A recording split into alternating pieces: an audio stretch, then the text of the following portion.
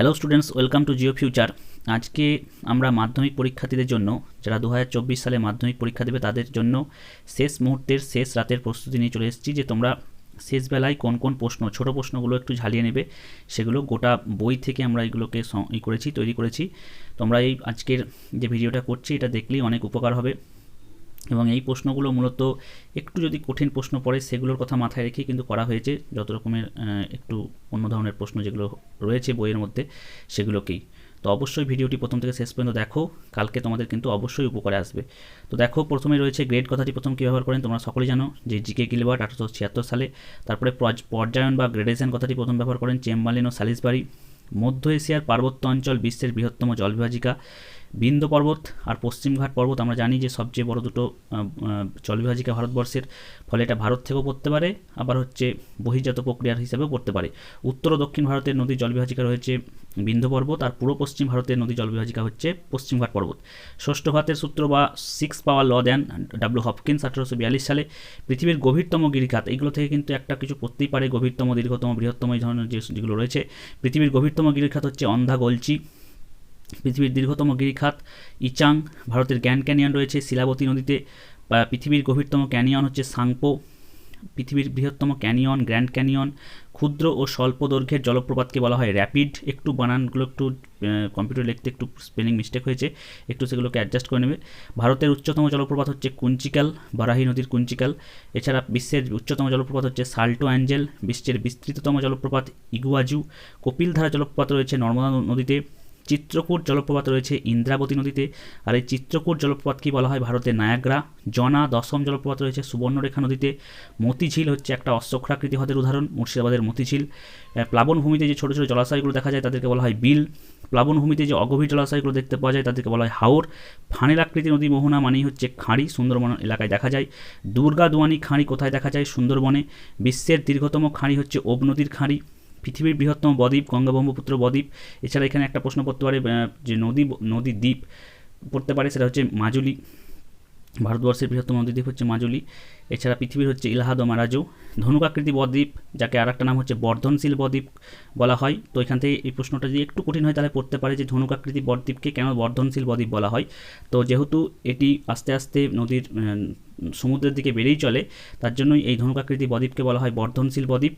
তো তার উদাহরণগুলো হচ্ছে গঙ্গা ব্রহ্মপুত্র বদ্বীপ রয়েছে, তারপরে নীল, পো, রোন বা রাইন নদী, হুয়াংহো, নাইজার, মেকং, লেনা, এই সমস্ত নদীর বদ্বীপ হচ্ছে ধনুকাকৃতি বদ্বীপ। এরপর রয়েছে তীক্ষ্ণাগ্র বদ্বীপ বা কাসপেট বদ্বীপ, ইংরেজিতে হচ্ছে কাসপেট। তো সেগুলো হচ্ছে ইতালির তাইবার নদীর বদ্বীপ। রিও এব্রো সুবর্ণরেখা ভারতবর্ষের। পাখির পায়ের আকৃতি বদ্বীপ মিসিসিপি, মিসৌরি, সিন্ধু, কৃষ্ণা নদীতে দেখা যায়। তুরস্কের মিয়েন্ডার্স নদীর নাম থেকে এসছে, কিন্তু এই মিয়েন্ডার কথাটি নোকালিকায় হচ্ছে ভারতের উচ্চতম প্রপাতকূপ, একটা প্রপাতকূপের উদাহরণ। বেশি জলপ্রপাত দেখা যায় কর্ণাটক রাজ্যে। সুন্দরবন ওয়ার্ল্ড হেরিটেজ সাইট হয়েছে 1987 সালে। সুন্দরবন বায়োস্ফিয়ার রিজার্ভ হয়েছে 1999 সালে। 2009 সালে একটা ঘূর্ণিঝড় এসেছিল আমাদের ভারতবর্ষের, বা মূলত আমাদের যে সুন্দরবন অঞ্চল আছে সেখানে, তার নাম হচ্ছে আইলা। 2020 সালে আমফান বা উমফুন ঘূর্ণিঝড় এসেছিল। সুন্দরবনের মোট ক্ষেত্রফল হচ্ছে 10,000 কিমি, তার মধ্যে 4,100 কিলোমিটার হচ্ছে ভারতবর্ষে। লোহাচড়া দ্বীপটি নিমজ্জিত একটি দ্বীপ বা ভ্যানিসিং দ্বীপ। ভোলা ঘূর্ণিঝড়ের ফলে জেগে উঠেছে যে দ্বীপটি, সেটি হচ্ছে নিউমুর। পেঁজা তুলোর মতো আলগা যে তুষারকণা তাদেরকে বলা হয় নেভে। হিমযুগ যেগুলো এসেছিল বিভিন্ন সময়ে, তাদের মধ্যে যদি আমরা সিকোয়েন্সালি সাজাই তাহলে প্রথমে রয়েছে ডোনাউ, তারপরে গুঞ্জ, মিন্ডেল, রিস, উর্ম, এরকম করে নাম আছে। ভূপৃষ্ঠের স্বাদু জলের বৃহত্তম ভাণ্ডার বলা হয় হিমবাহকে। পৃথিবীর দীর্ঘতম মহাদেশীয় হিমবাহ হচ্ছে ল্যাম্বার্ট। পৃথিবীর দীর্ঘতম উপত্যকা হিমবাহ হচ্ছে হুবার্ড, আলাস্কার হুবার্ড। পৃথিবীর বৃহত্তম পাদদেশীয় হিমবাহ ম্যালাস্পিনা। ভারতের বৃহত্তম উপত্যকা হিমবাহ কারাকোরামের সিয়াচেন। পাদদেশীয় হিমবাহর অগ্রভাগকে বলা হয় লোভ। হিমরেখার উচ্চতা নিরক্ষরেখা থেকে মেরুর দিকে হ্রাস পায়। এখানে আরেকটা প্রশ্ন বলে রাখি, হিমরেখা তোমার মেরুতে সমুদ্রপৃষ্ঠে দেখা যায়। এই প্রশ্নটা থাকতে পারে যে মেরু অঞ্চলে কোথায় থাকে হিমরেখাটি, তাহলে সেটি হচ্ছে সমুদ্রপৃষ্ঠে একেবারে নিচে থাকে। বাগসুন্ডকে ফরাসি ভাষায় বলা হয় রিমাই। বাগসুন্ড কাকে বলে? আগে থেকে জমে থাকা বরফস্তূপ এবং নামতে থাকা পার্বত্য হিমের মধ্যে যে সংকীর্ণ বা গভীর ফাটল দেখা যায় সেটা হচ্ছে বাগসুন্ড। এখানে বাগসুন্ডের সঙ্গে র্যান্ডক্লাফ্ট একটা পার্থক্য রয়েছে, অনেকে ভাবে যে একই জিনিস, কিন্তু সেটা না। বাগসুন্ড হচ্ছে দুটো হিমবাহের পাশাপাশি দুটো হিমবাহের মধ্যে যে সংকীর্ণ বা গভীর ফাটল, এরকম ধরনের বিষয়। এবং সেই সঙ্গে র্যান্ডক্লাফ্ট হচ্ছে হিমবাহের যে মস্তক দেওয়াল, সেই মস্তক দেওয়ালের লিনতাপ গ্রহণ করে যদি হিমবাহর কিছুটা গলে যায়, তার ফলে যে ফাঁকের সৃষ্টি হয় বা গ্যাপের সৃষ্টি হয়, সেটাই তখন হচ্ছে র্যান্ডক্লাফ্ট হয়ে যায়। যুক্তরাষ্ট্র, ইংল্যান্ড, স্কটল্যান্ডে এই সার্ক সেটাকে বলা হয় কোরি নামে ডাকা হয়, ফ্রান্সে সার্ক নামে ডাকা হয়, নরওয়েতে বন নামে ডাকা হয়, ওয়েলসে কাম নামে ডাকা হয়, জার্মানিতে কার নামে ডাকা হয়, স্পেনে হোয়ো নামে ডাকা হয়। এই নামগুলো একটু ভালো করে দেখে রাখবা, বেশি করে কোরি কোন কোন দেশে আর সার্ক কোন কোন দেশে, সেটা খুবই ইম্পর্টেন্ট। সার্ক কথাটি প্রথম ব্যবহার করেন স্যার পেতিয়ার। ওয়ালকাট সার্ক হচ্ছে বিশ্বের বৃহত্তম এবং গভীরতম সার্ক। কোরির গর্ভগুলা জল জমে যে হ্রদ সৃষ্টি হয় সেটার নাম হচ্ছে টার্ন। এই টার্মগুলোর জন্যই আমি এই ভিডিওটা করছি। এই টার্মগুলোতেই অনেকের প্রবলেম হয়, তোমরা ভালো করে এই টার্মগুলো একটু ঝালিয়ে নাও। কোরি যখন থাকছে তখন হচ্ছে সেটা কি হিমবাহ হয়ে থাকছে, বরফ হয়ে থাকছে। এবার এই কোরির বরফ যত নিচের দিকে আসে পর্বতের পাদদেশে সেখানে গলে যায় এবং সেই কোরিটা থেকে সৃষ্টি হয় কোরি হ্রদ। এই কোরি হ্রদের ফলেই সেই কোরি হ্রদেরই আর একটা নাম হচ্ছে কি টার্ন। সুইজারল্যান্ডের ম্যাটানহর্ন থেকে এসছে হর্ন বা পিরামিড জোড়া এই নামটি। নীলকণ্ঠ, মাকালু এরা হচ্ছে পিরামিড জোড়ার উদাহরণ। হিমশ্রীর বেসিনে বরফগুলা জল আটকে যে পার্বত্য অঞ্চলমুখী বা উপরের দিকে পার্বত্যর যে শীর্ষদেশ রয়েছে সেই দিকে মুখ করে যে হ্রদ সৃষ্টি হয় সেটা হচ্ছে প্যাট্রন স্টার হ্রদ। যেমন রূপকুণ্ড, ঋষিগঙ্গা উপত্যকা, ঝুলন্ত উপত্যকা উদাহরণ। রসে মতনের শব্দটি প্রথম ব্যবহার করেন সসার। স্কোর্সবি সুন্দ বিশ্বের দীর্ঘতম ফিয়র্ড। এই ফিয়র্ড আর ফিয়র্ডের মধ্যে একটা পার্থক্য রয়েছে। ফিয়র্ড মানে হচ্ছে বড় আকৃতির, যদি ফিয়ার্ড হয় সেটাকে বলা হয় ফিয়র্ড। নরওয়েকে বলা হয় ফিয়র্ডের দেশ। সুইডেন হচ্ছে ফিয়ার্ডের দেশ। স্কেলটন ইনলেট বিশ্বের গভীরতম ফিয়র্ড। বহির্বিধৌত সমভূমি দ্বারা যদি নদী দ্বারা বিচ্ছিন্ন হয় তাহলে তাকে বলা হয় ভ্যালি ট্রেন। বহির্বিধৌত সমভূমিতে বরফ আবদ্ধ যে গর্ত সেগুলোকে বলা হয় কেটেল। আর এই বরফগুলো গলে গেলে সেই কেটেল হ্রদের সৃষ্টি হয় এবং দুটো কেটেলের মাঝামাঝি যে উঁচু জায়গা সেটাকে বলা হয় নব। এবং এই কেটেল হ্রদের নিচে যে পলি সঞ্চিত হতে দেখা যায় সেগুলোকেই বলা হয় ভার্ব। বিশ্বের বৃহত্তম মরুভূমি হচ্ছে আন্টার্কটিকা। বিশ্বের বৃহত্তম উষ্ণ মরুভূমি হচ্ছে সাহারা। সাহারা কথার অর্থ হচ্ছে বিজন প্রদেশ। বালিময় মরুভূমি সাহারাকে বলা হয় আর্গ নামে পরিচিত। বারবার এই প্রশ্নটা আসে আর্গ কি, তাহলে বালিময় মরুভূমিকে সাহারায় আর্গ নামে পরিচিত। বালিময় মরুভূমি তুর্কিস্তানে কুম নামে পরিচিত। শিলাময় মরুভূমি সাহারাতে হামাদা নামে পরিচিত। পাথুরে মরুভূমিকে আলজেরিয়ায় বলা হয় রেগ। পাথুরে মরুভূমি লিবিয়া মিশরে হচ্ছে সেরির। পাথুরে মরুভূমি অস্ট্রেলিয়ায় হচ্ছে গিবার্স।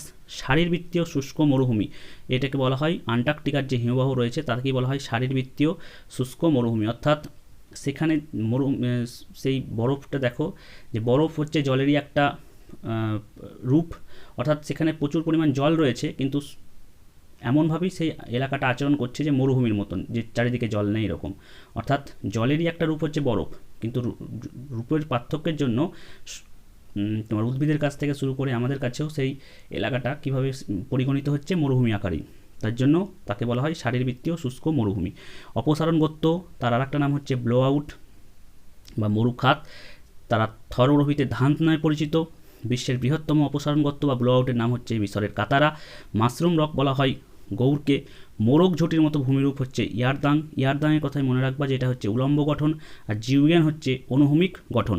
ইনসেলবার্জ কথার অর্থ হচ্ছে দ্বীপশৈল বা দ্বীপের মতো পাহাড়। ইনসেলবার্জ নামকরণ করেন প্যাসাজ প্যাসাজ।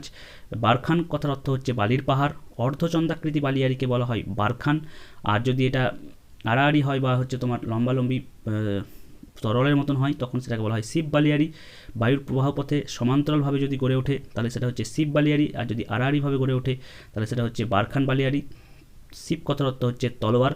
দুটি বালিয়ারির মাঝে যে শিলাময় বা পাথরযুক্ত অঞ্চল তাকে আমরা বলি করিডোর, যাকে সাহারাতে গাসি নামে ডাকা হয়। এছাড়া আমরা শুনেছি যে শিলাময় মরুভূমিকে বলা হয় হামাদা, অর্থাৎ গাসি বা করিডোর না থেকে হামাদাও থাকতে পারে, হামাদাও কিন্তু উত্তর হবে বা রেগ। লোয়েস কথার অর্থ হচ্ছে স্থানচ্যুত বস্তু। বিশ্বের বৃহত্তম লোয়েস সমভূমি হচ্ছে হোয়াংটু।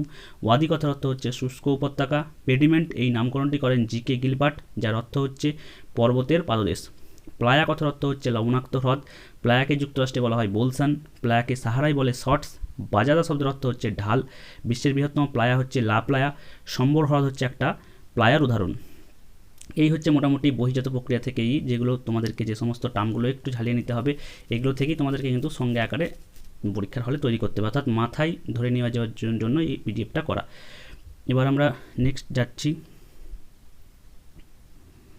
এটা হচ্ছে ভারত, মূলত ভারত থেকেও প্রচুর টার্ম রয়েছে, যেমন ভাঙ্গার, ধাঙ্কার, ভাবর, বেট থেকে শুরু করে বিভিন্ন রকম টার্ম রয়েছে, সেগুলো তোমাদের কাছে একবার ঝালিয়ে দেওয়ার জন্য এবং সেই সঙ্গে অন্যান্য যে চ্যাপ্টারগুলো রয়েছে সেগুলোর যেগুলো কঠিন জিনিসগুলো রয়েছে সেগুলো, মানে শুধুমাত্র এটা পড়লেই যে তোমার হবে সেটা না, এগুলো দেখো তার সঙ্গে তারপরে তুমি যেগুলো তোমার সাজেস্টিভ আছে বা টেক্সট বইটাও একটু ভালো করে দেখে নিবা। শুধুমাত্র এটাই যে আমি বলছি সে তা কিন্তু নয়।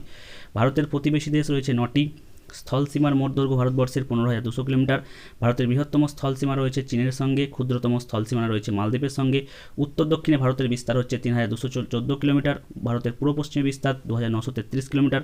ভারতের মোট ক্ষেত্রফল বা ক্ষেত্রমান 32,87,263 বর্গ কিলোমিটার। ম্যাকমোহন লাইন রয়েছে ভারত চীনের মধ্যে। র্যাডক্লিফ লাইন রয়েছে ভারত পাকিস্তানের মধ্যে বা ভারত বাংলাদেশের মধ্যে। ডুরান্ড লাইন রয়েছে ভারত আফগানিস্তানের মধ্যে। ভারতের মোট রাজ্য হচ্ছে 28টি, মোট কেন্দ্রশাসিত অঞ্চল হচ্ছে 8টি। ভারতের বৃহত্তম জেলা কচ্ছ, ভারতের ক্ষুদ্রতম জেলা মাহে। ভারতের উচ্চতম মালভূমি লাদাখ। সেই সঙ্গে বলে রাখি ভারতবর্ষের শীতল মরুভূমি হচ্ছে শীতল মরুভূমি নাম হচ্ছে লাদাখ। বিশ্বের উচ্চতম গিরিপথ উমলিংলা। সর্বাধিক রাজ্য সীমানা রয়েছে উত্তরপ্রদেশ রাজ্যের সঙ্গে। শিবালিক পর্বতের ও হিমালয়ের মধ্যে যে উপত্যকা রয়েছে তাকে বলা হয় দুন। বৃহত্তম কেন্দ্রশাসিত অঞ্চল লাদাখ। ক্ষুদ্রতম কেন্দ্রশাসিত অঞ্চল লাক্ষাদ্বীপ। রাজ্য পুনর্গঠন কমিশন গঠিত হয় 1953 সালে, যারা তাদের মূল ভিত্তি ছিল ভাষা, তার ভিত্তিতেই বিভিন্ন রকম রাজ্য গঠন করা হয়। ভারতের প্রথম ভাষাভিত্তিক রাজ্য হচ্ছে অন্ধ্রপ্রদেশ। দক্ষিণ ভারতের উচ্চতম শৃঙ্গ আনাইমুদি। শিবালিক পর্বত নেপালে চুরিয়ামুড়িয়া নামে পরিচিত। হিমালয়ের অন্তর্গত ভারতের উচ্চতম শৃঙ্গ হচ্ছে কাঞ্চনজঙ্ঘা, যার উচ্চতা হচ্ছে 8,586 মিটার। কুমায়ুন হিমালয়ের যে হিমবাহবিশিষ্ট হ্রদ তাদেরকে বলা হয় তাল। মাউন্ট এভারেস্ট হচ্ছে পৃথিবীর সর্বোচ্চ শৃঙ্গ, তার উচ্চতা দেখতে পাচ্ছ। তারপরে কেটু রয়েছে, তারপরে কাঞ্চনজঙ্ঘা রয়েছে পৃথিবীর সাপেক্ষে। পিরোপাঞ্জাল ও জাস্কারের মাঝে রয়েছে কাশ্মীর উপত্যকা। এই কাশ্মীর উপত্যকার পাশে একটু দেখে রাখবে কারেওয়া, সেখানে মৃত্তিকা রয়েছে, জাফরান চাষ ভালো হয়। ভারতের উচ্চতম হ্রদ রয়েছে প্যাংগং। এশিয়ার দীর্ঘতম সুড়ঙ্গ বানিহাল বা জওহর টানেল। লাদাখ অঞ্চলের পূর্ব প্রান্তে ভারত চীনের মধ্যেকার বিতর্কিত অঞ্চল হচ্ছে আকসাই চীন, বা যে অঞ্চলটা চীন অধিগ্রহণ করে নিয়েছে এইরকম ধরনের, তো সেটা হচ্ছে আকসাই চীন। মাউন্ট এভারেস্ট এভারেস্টকে নেপালি ভাষায় বলা হয় সাগরমাথা। ভারত নেপালের সীমানা হচ্ছে সিঙ্গালিলা পর্বত। মেঘালয় মালভূমির সর্বোচ্চ শৃঙ্গ শিলং। থর মরুভূমির শুষ্ক হ্রদকে বলা হয় ধান্দ। অর্থাৎ যদি অপসারণগতটা যদি আরও বিস্তৃত হতে হতে যদি তার মধ্যে জল চলে আসে, নিচের যে ভৌমজল সেটা যদি বেরিয়ে চলে আসে, তখন সেটা হচ্ছে ওয়েসিস। আর যদি জল বেরিয়ে না আসে, অর্থাৎ শুধু শুষ্ক হয়েই থাকে, তাহলে ততক্ষণ পর্যন্ত সেটা হচ্ছে ধান্দ। পাঞ্জাবকে বলা হয় পঞ্চনদীর দেশ। পাঞ্জাব হরিয়ানাতে প্রাচীন যে প্লাবন সমভূমি রয়েছে তাকে বলা হয় ধায়া। নবীন পলিগঠিত ভূমিরূপকে বলা হয় বেট। আর সেই সঙ্গে এখানে একটা ভাঙ্গারও রয়েছে, বা তোমার হচ্ছে ভাঙ্গার আর খাদার এখানে রয়েছে। অর্থাৎ উচ্চগঙ্গা সমভূমিতে যে নবীন পলিগঠিত অঞ্চল তাকে বলা হয় খাদার, আর যেটা প্রাচীন পলিগঠিত অঞ্চল তাদেরকে বলা হয় ভাঙ্গার। এটা গঙ্গা সমভূমি, উচ্চ গঙ্গা সমভূমির অন্তর্গত। সিন্ধু সমভূমির উত্তরের যে ক্ষয়প্রাপ্ত অংশ তাকে বলা হয় খোস। থর মরুভূমিতে যে লবণাক্ত জলের হ্রদ দেখা যায় তাকে বলা হয় রান। কচ্ছতে যে লবণাক্ত ও কর্দমাক্ত জলের হ্রদ দেখা যায় তাকে বলা হয় কচ্ছের রান। এখান থেকে তোমাদের প্রশ্ন করতে পারে কচ্ছের রান কী, তাহলে বলতে হবে গুজরাটের কচ্ছ জেলা বা তার সংলগ্ন যে অঞ্চল যেখানে কর্দমাক্ত লবণাক্ত জলের হ্রদ দেখতে পাওয়া যায় তাকেই বলা হয় কচ্ছের রণ, বা তা কচ্ছের রণ নামে পরিচিত। শিবালিক পর্বতের পাদদেশে ক্ষুদ্র শিলাখণ্ড সঞ্চিত ঢেউ খেলানো সমভূমি হচ্ছে ভাবর। গঙ্গা সমভূমির পশ্চিমাংশে যে ছোটো ছোটো বালিয়াড়ি যেগুলো দেখতে পাওয়া যায় তাকে বলা হয় ভুর। থলঘাট রয়েছে নাসিক ও মুম্বাইয়ের মাঝে। ভোরঘাট রয়েছে পুনে ও মুম্বাইয়ের মাঝে। পলঘাট রয়েছে নীলগিরি পর্বতের কাছে, তামিলনাড়ু কেরলে। পশ্চিমঘাট বা সহ্যাদ্রির সর্বোচ্চ শৃঙ্গ ভাবুলমালা। নীলগিরির সর্বোচ্চ শৃঙ্গ দোদাবেতা। পূর্বঘাট বা মলয়াদ্রির সর্বোচ্চ শৃঙ্গ জিন্দাগাদা। সাতপুরার সর্বোচ্চ শৃঙ্গ ধূপগড়।